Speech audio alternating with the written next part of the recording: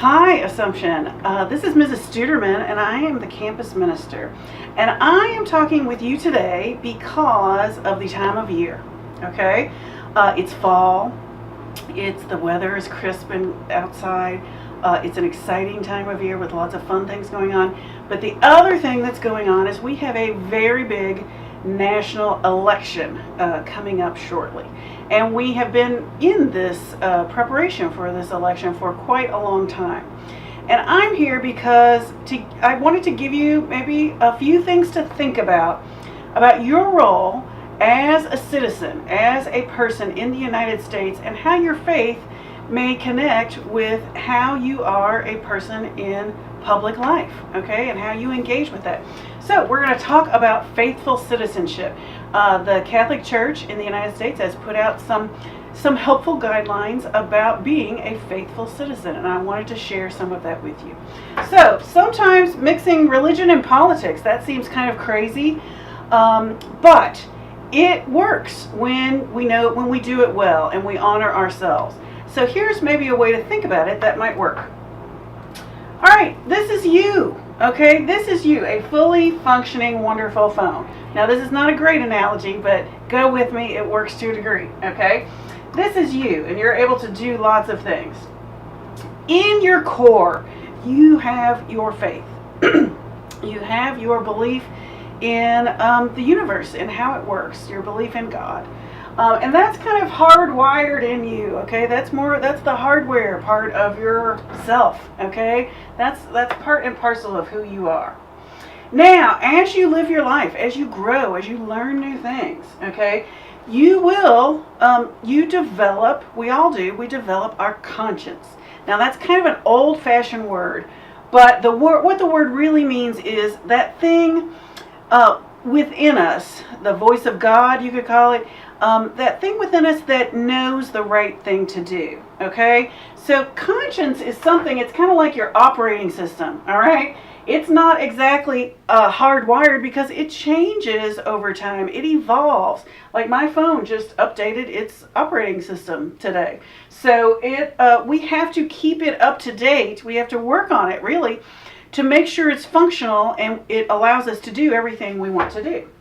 Okay? So you put those pieces together, then we're able to do lots of things, okay? When all of this works together, then that's what makes the apps work, right? So in other words, that's what makes the issues in our lives, the social issues, the issues of public policy. We are able to engage with them and make things happen and make the world the way we feel it should be co-creators with God in the world that we live in by putting all of these together. So let's break it down just a little bit. Okay, I talked about hardwired in us. That is our faith, okay? And that is something that is nurtured for sure. The Catholic Church says a lot about our faith, but in a nutshell, the pieces that lead to how we can be responsible people in public life, here's a few things to remember, okay? Naturally, all of the Catholic Church teachings are rooted in the gospel of Jesus, okay? And the Catholic Church believes that there are moral absolutes, okay? And what that means is the Church will say that some things are just always wrong, like the taking of human life, the Church will say is always wrong, okay? That things aren't just relative and that you decide what's right and wrong only in the context. The Church will say there are moral absolutes. Okay, the other thing that the Church will say that can help guide your decision making is that the end does not justify the means, okay? So if you do something bad, even if it's to achieve they're calling me on my cell phone. No, that's not true. I just hung up on the principal. Okay, I'll call you back, Miss Tedesco. Anyway, oh, there she is again. Okay, but she'll have to wait a second, all right? The end does not justify the means, okay? So we can't do bad things for good reasons, all right? Another point is, and everything in morality goes back to this, the dignity of the human person, even Mrs. Tedesco who's trying to call me, the dignity of the human person is central, okay? So our faith leads us to make moral choices based on that. And a final thing I would mention is that the Church emphasizes the common good. It's not just what is good for an individual. The church emphasizes what is good for the whole, okay? So we keep that in mind. Okay, so again, this is part of the hardware. This is part of our architecture as Catholic Christians or as Christians, all right? Now, let's talk about living that faith in our daily lives, especially as it relates to public policy and social issues, okay? The church really believes responsible citizenship is a virtue. It's not something we run and hide from because it's difficult. It is a good thing, okay, to be involved. And in fact, it's the church would say it's a moral obligation, okay? As people of following the gospel of Jesus, we are called upon to put into effect through our laws, through our public policies, those principles that we believe to be true. So the church's job in this is to provide guidance for us, okay? And the church does that through its teachings and so forth. It provides guidance. But it's not just the church alone, okay?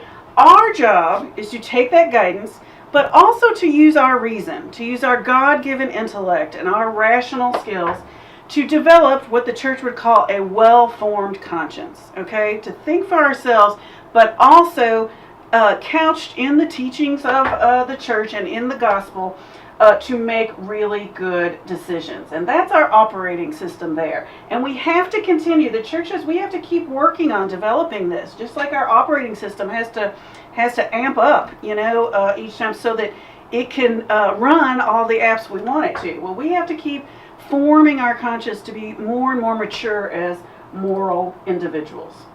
So, how does that relate to political activity? So here we go. The church would say that Catholics should be politically active, but not partisan. Okay, so in other words, you will not hear the Catholic Church coming out and saying that Democrats have it right or Republicans have it right. Okay, it's not about parties, it's about issues. Okay, whoops.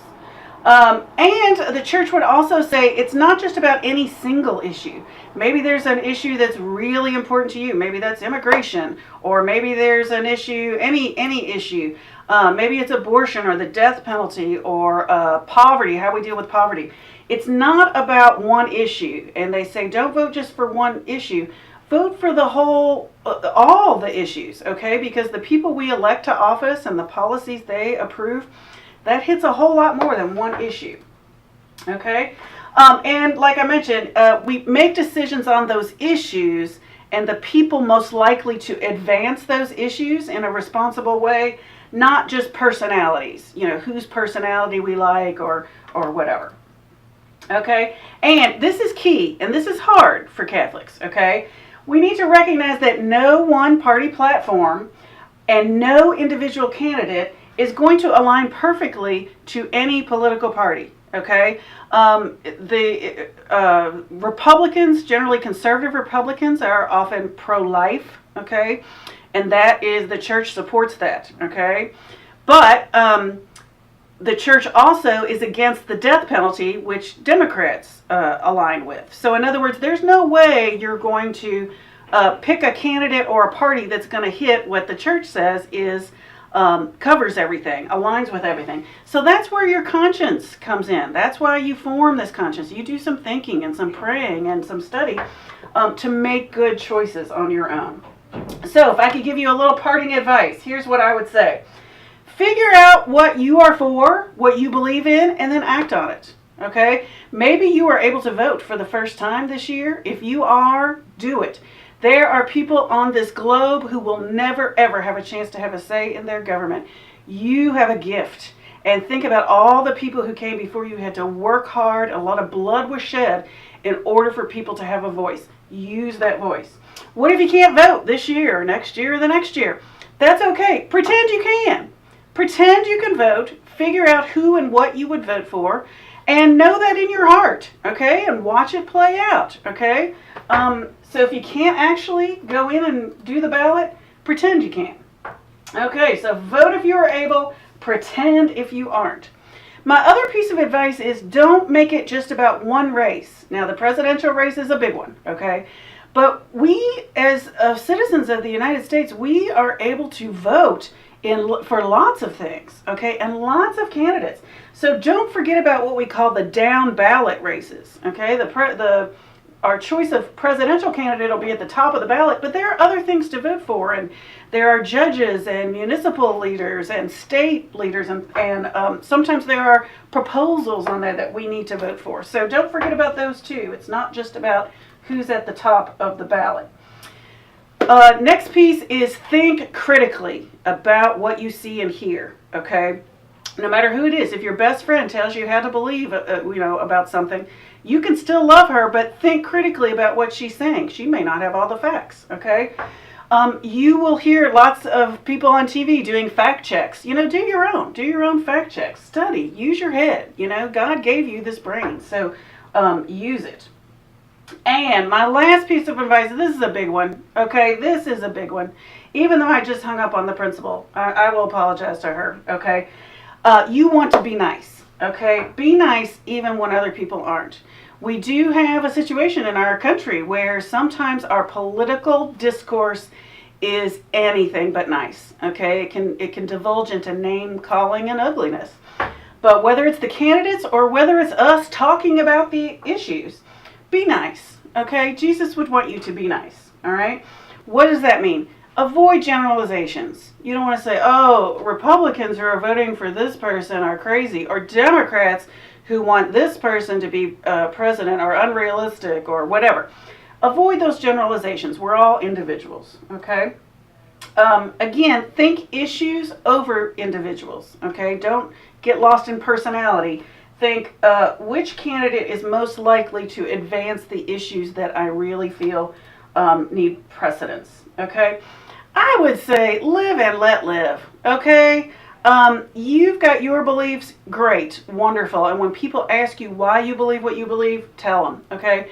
But you don't have to go converting the whole world to your way of thinking, okay? And they shouldn't force you to do that either, all right? So let's be kind to each other, all right? Because when we do all that, the apps work, okay? When you got some good hardware, when you have a really good operating system, a good conscience, then you can run all the apps you want. You can make things happen in your life, in society.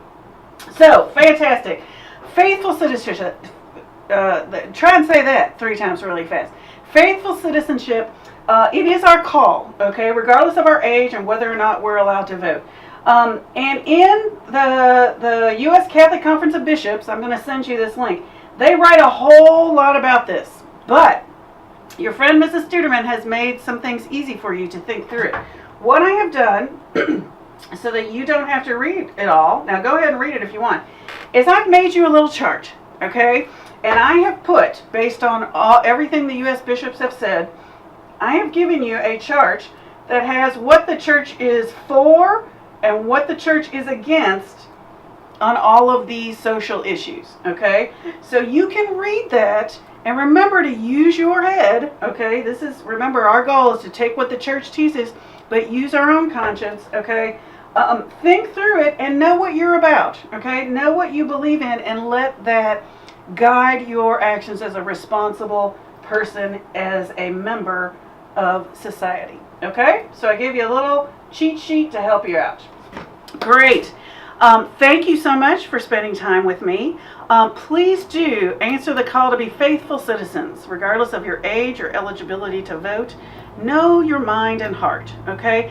And I have to call Mrs. Tedesco since I just hung up on her a little bit ago. I'll get right to that. God bless to you.